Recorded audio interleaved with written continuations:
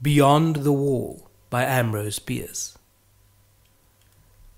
Many years ago, on my way from Hong Kong to New York, I passed a week in San Francisco. A long time had gone by since I had been in that city, during which my ventures in the Orient had prospered beyond my hope. I was rich and could afford to revisit my own country, to renew my friendship with such of the companions of my youth as still lived and remembered me with the old affection. Chief of these, I hoped, was Mohan Dampier, an old schoolmate with whom I had held a desultory correspondence which had long ceased, as is the way of correspondence between men. You may have observed that the indisposition to write a merely social letter is in the ratio of the square of the distance between you and your correspondent. It is a law. I remember Dampier as a handsome, strong young fellow of scholarly tastes, with an aversion to work and a marked indifference to many of the things that the world cares for, including wealth, of which, however, he had inherited enough to put him beyond the reach of want. In his family, one of the oldest and most aristocratic in the country, it was, I think, a matter of pride that no member of it had ever been in trade nor politics, nor suffered any kind of distinction.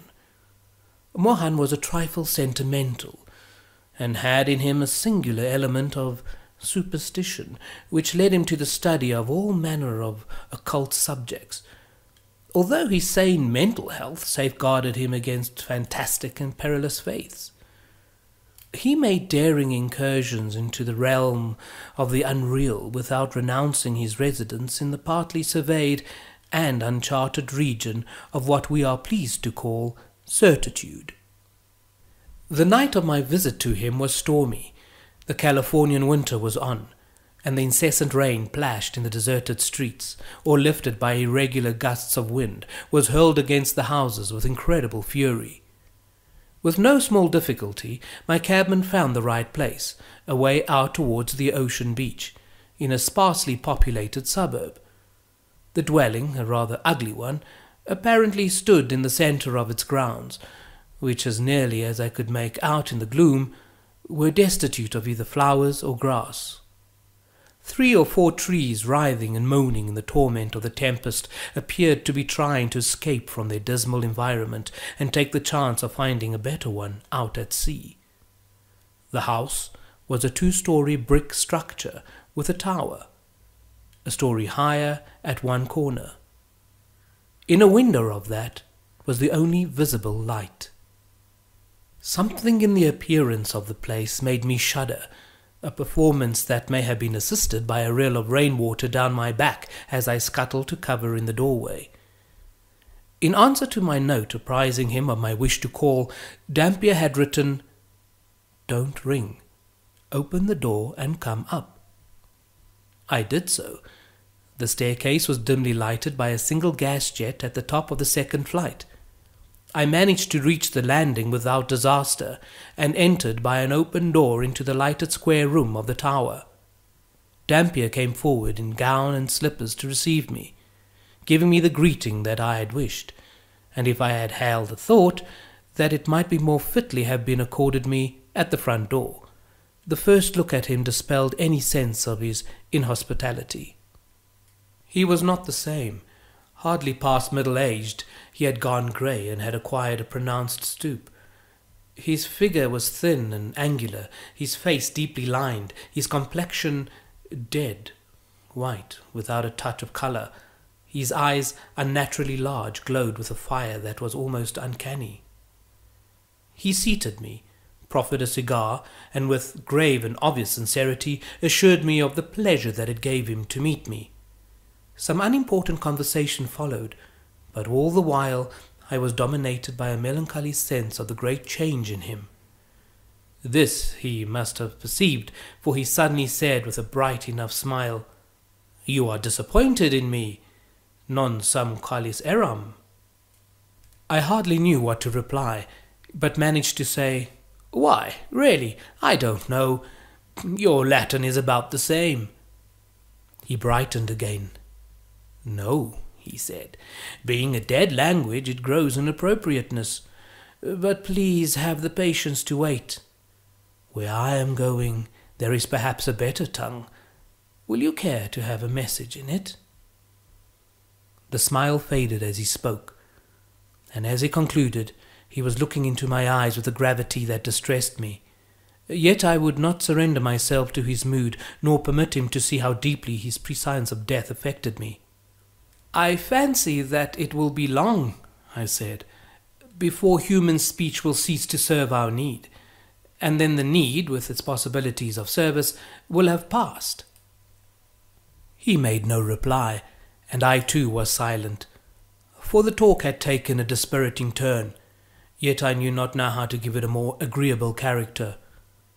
Suddenly, in a pause of the storm, when the dead silence was almost startling by contrast of the previous uproar, I heard a gentle tapping which appeared to come from the wall behind my chair. The sound was such as might have been made by a human hand, not as upon a door by one asking admittance, but rather, I thought, as an agreed signal, an assurance of someone's presence in an adjoining room. Most of us, I fancy, have had more experience of such communications than we could care to relate. I glanced at Dampier. If possibly there was something of amusement in the look, he did not observe it. He appeared to have forgotten my presence, and was staring at the wall behind me with an expression in his eyes that I am unable to name, although my memory of it is as vivid today as was my sense of it then. The situation was embarrassing. I rose to take my leave. At this he seemed to recover himself. "Please be seated," he said. "It is nothing. No one is there." But the tapping was repeated, and with the same gentle, slow insistence as before. "Pardon me," I said. "It is late. May I call tomorrow?" He smiled. A little mechanically, I thought. "It is very delicate of you," said he, "but quite needless. Really, this is the only room in the tower, and no one is there. At least—" He left the sentence incomplete, rose, and threw up a window, the only opening in the wall from which the sound seemed to have come. "See?" Not clearly knowing what else to do, I followed him to the window and looked out. A street lamp some little distance away gave enough light through the murk of the rain, that was again falling in torrents, to make it entirely plain that no one was there. In truth, there was nothing but the sheer blank wall of the tower. Dampier closed the window, and signing me to my seat, resumed his own. The incident was not in itself particularly mysterious. Any one of a dozen explanations was possible, though none has occurred to me. Yet it impressed me strangely, the more, perhaps, from my friend's efforts to reassure me, which seemed to dignify it with a certain significance and importance. He had proved that no one was there, but in that fact lay all the interest, and he proffered no explanation. His silence was irritating, and made me resentful.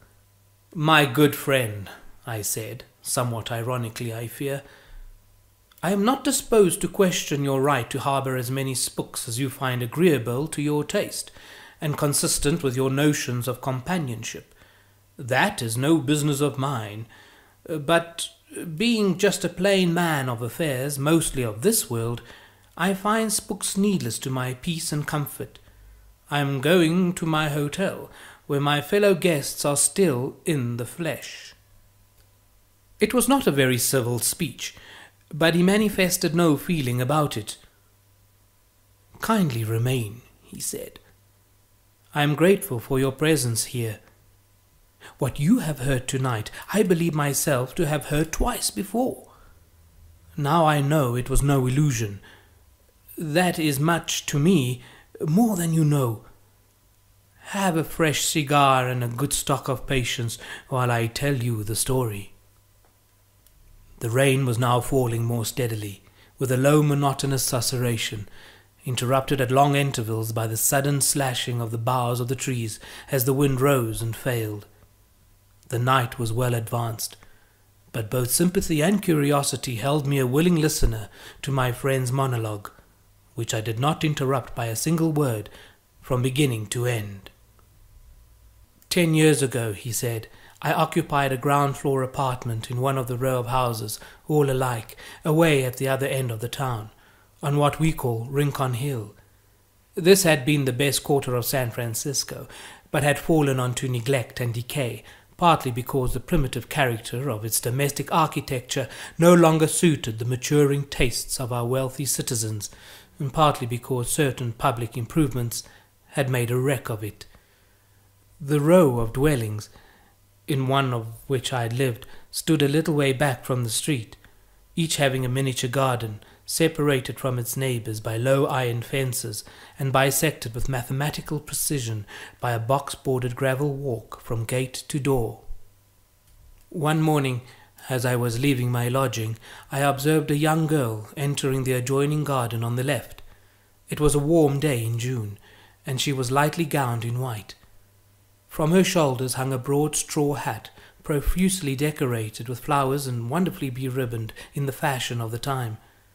My attention was not long held by the exquisite simplicity of her costume, for no one could look at her face and think of anything earthly. Do not fear, I shall not profane it by description.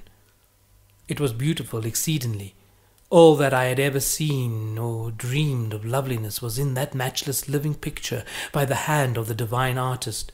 So deeply did it move me, that without a thought of the impropriety of the act, I unconsciously bared my head as a devout Catholic or well-bred Protestant uncovers before an image of the Blessed Virgin.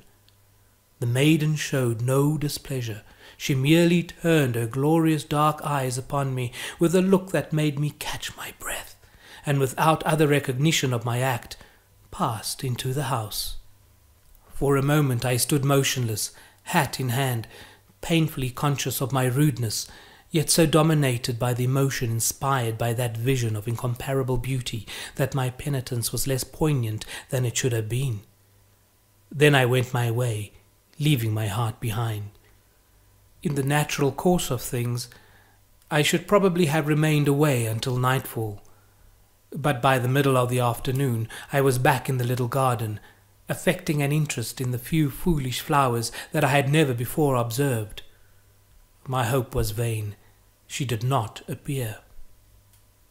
To a night of unrest succeeded a day of expectation and disappointment, but on the day after, as I wandered aimlessly about the neighbourhood, I met her. Of course I did not repeat my folly of uncovering, nor venture by even so much as to long a look to manifest an interest in her, yet my heart was beating audibly. I trembled and consciously coloured as she turned her big black eyes upon me with a look of obvious recognition, entirely devoid of boldness or coquetry. I will not weary you with the particulars. Many times afterwards I met the maiden, yet never either addressed her or sought to fix her attention, nor did I take any action toward making her acquaintance. Perhaps my forbearance, requiring so supreme an effort of self-denial, will not be entirely clear to you. That I was heels over head in love is true, but who can overcome his habit of thought, or reconstruct his character? I was what some foolish persons are pleased to call, and others more foolish are pleased to be called, an aristocrat, and despite her beauty, her charms and grace, the girl was not of my class. I had learnt her name, which it is needless to speak, and something of her family. She was an orphan, a dependent niece of the impossible elderly fat woman in whose lodging-house she lived. My income was small, and I lacked the talent for marrying. It is perhaps a gift. An alliance with that family would condemn me to its manner of life, part me from my books and studies, and in a social sense reduce me to the ranks. It is easy to deprecate such considerations as these, and I have not retained myself for the defence. Let judgment be entered against me, but in strict justice all my ancestors for generations should be made co-defendants, and I'd be permitted to plead in mitigation of punishment the imperious mandate of heredity. To a mesalliance of that kind, every globule of my ancestral blood spoke in opposition. In brief, my tastes, habits, instincts, with whatever of reason, my love had left me, all fought against it. Moreover, I was an irreclaimable sentimentalist, and found a subtle charm in an impersonal and spiritual relation which acquaintance might vulgarize and marriage would certainly dispel. No woman, I argued, is what this lovely creature seems. Love is a delicious dream. Why should I bring about my own awakening? The course dictated by all this sense and sentiment was obvious. Honor, pride, prudence, preservation of my ideals, all commanded me to go away. But for that I was too weak. The utmost that I could do by a mighty effort of will was to cease meeting the girl, and that I did. I even avoided the chance encounters of the garden, leaving my lodging only when I knew that she had gone to her music lessons, and returning after nightfall. Yet all the while I was as one in a trance, indulging the most fascinating fancies and ordering my entire intellectual life in accordance with my dream. Ah, my friend, as one whose actions have traceable relation to reason, you cannot know the fool's paradise in which I lived. One evening the devil put it into my head to be an unspeakable idiot. By apparently careless and purposeless questioning, I learned from my gossipy landlady that the young woman's bedroom adjoined my own, a party wall between. Yielding to a sudden and coarse impulse, I gently rapped on the wall. There was no response, naturally, but I was in no mood to accept a rebuke. A madness was upon me, and I repeated the folly, the offence, but again ineffectually, and I had the decency to desist. An hour later, while absorbed in some of my infernal studies, I heard, or thought I heard, my signal answered. Flinging down my books, I sprang to the wall, and as steadily as my beating heart would permit, gave 3 slow taps upon it. This time the response was distinct, unmistakable. 1, 2, 3, an exact repetition of my signal. That was all I could elicit, but it was enough. Too much. The next evening, and for many evenings afterwards, that folly went on, I always having the last word. During the whole period I was deliriously happy, but with the perversity of my nature I persevered in my resolution not to see her. Then, as I should have expected, I got no further answers. She is disgusted, I said to myself, with what she thinks my timidity in making no more definite advances, and I resolved to seek her and make her acquaintance, and what? I did not know, nor do I now know what might have come of it. I know only that I passed days and days trying to meet her, and all in vain. She was invisible as well as inaudible. I haunted the streets where we had met, but she did not come. From my window I watched the garden in front of her house, but she passed neither in nor out. I fell into the deepest dejection, believing that she had gone away, yet took no steps to resolve my doubt by inquiry of my landlady, to whom, indeed, I had taken an unconquerable aversion from her having once spoken of the girl with less of reverence than I thought befitting. There came a fateful night. Worn out with emotion, irresolution, and despondency, I had retired early and fallen into such sleep as was still possible to me. In the middle of the night, some malign power bent upon the wrecking of my peace forever caused me to open my eyes and sit up, wide awake and listening intently, for I knew not what. Then I thought I heard a faint tapping on the wall, the mere ghost of the familiar signal. In a few moments it was repeated. 1, 2, 3, no louder than before, but addressing a sense alert and strained to receive it. I was about to reply when the adversary of peace again intervened in my affairs with a rascally suggestion of retaliation. She had long and cruelly ignored me. Now I would ignore her. Incredible fatuity. May God forgive it. All the rest of the night I lay awake, fortifying my obstinacy with shameless justifications, and listening. Late the next morning, as I was leaving the house, I met my landlady entering. "Good morning, Mr. Dampier," she said. "Have you heard the news?" I replied in words that I had heard no news, in manner that I did not care to hear any. The manner escaped her observation. "About the sick young lady next door," she babbled on. "What? You did not know? Why, she has been ill for weeks. And now—" I almost sprang upon her. "And now?" I cried. "Now what?" "She is dead." That is not the whole story. In the middle of the night, as I learnt later, the patient, awakening from a long stupor of a week of delirium, had asked, it was her last utterance, that her bed be moved to the opposite side of the room. Those in attendance had thought the request a vagary of her delirium, but had complied.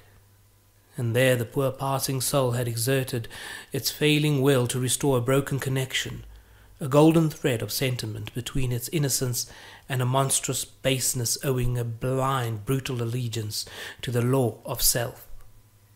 What reparations could I make? Are there masses that can be said for the repose of souls that are abroad such nights as this, spirits blown about by the viewless winds, coming in the storm and darkness with signs and portents, hints of memory and presages of doom?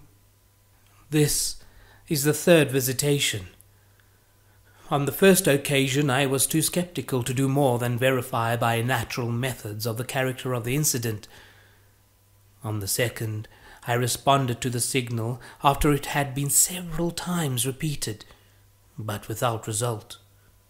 Tonight's reoccurrence completes the fatal triad, expounded by Parapelius Necromantius. There is no more to tell. When Dampier had finished his story, I could think of nothing relevant that I cared to say, and to question him would have been a hideous impertinence.